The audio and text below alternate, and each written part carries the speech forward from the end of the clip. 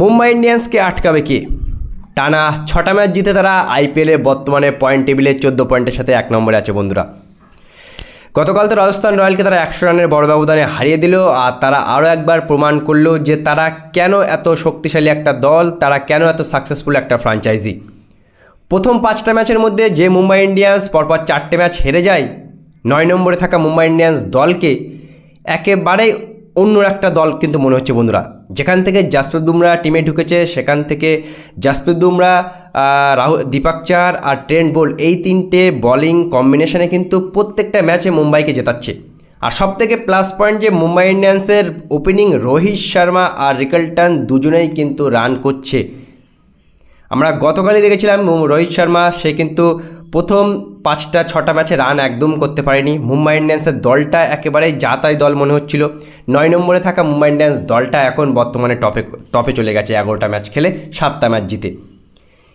Gujarat Titans, Punjab, RCB, Delhi, তোমরা যদি ভাই ট্রফিটা জিততে চাও তাহলে এই মুম্বাই ইন্ডিয়ান্সকে এখনই আটকাও।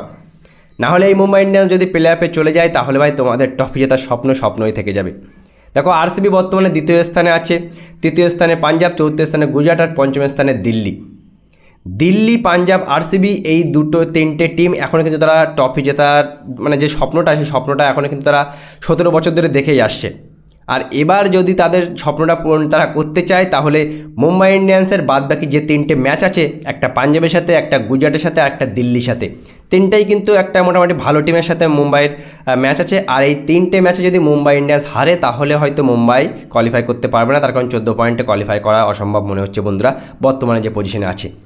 মুম্বাই যদি আর একটা ম্যাচ জিতে যায় তাহলে কিন্তু 16 পয়েন্টের সাথে মুম্বাই ইন্ডিয়ান্স কোয়ালিফাই করে যাবে। আর এই মুম্বাই ইন্ডিয়ান্স যারাদের বোলিং ব্যাটিং, সূর্যকুমার যাদব ফর্মে আছে বর্তমানে, সে অরেঞ্জ ক্যাপ হোল্ডার, ওদিকে রোহিত শর্মা ভালো ব্যাটিং করছে, রিকলটন ভালো ব্যাটিং করছে, হার্দিক পান্ডিয়া লাস্টে এসে অসাধারণভাবে ম্যাচটা ফিনিশ করছে।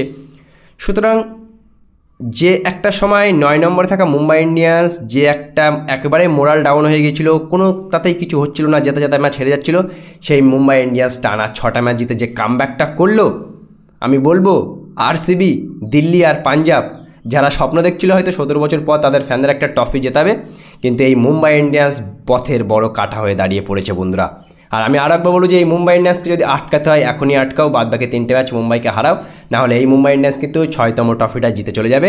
আরসিবির স্বপ্নও পূরণ হবে না, দিল্লির স্বপ্নও পূরণ হবে না, এমনকি পাঞ্জাবের স্বপ্ন আর গুজরাটের 2য়বার চ্যাম্পিয়ন হওয়ার স্বপ্নও কিন্তু স্বপ্নই থেকে যাবে। সুতরাং মুম্বাইকে আটকাতে গেলে এখনই আটকাতে হবে, নাহলে মুম্বাই সবাইকে শেষ করে দিয়ে 6তম ট্রফিটা জিতে যাবে।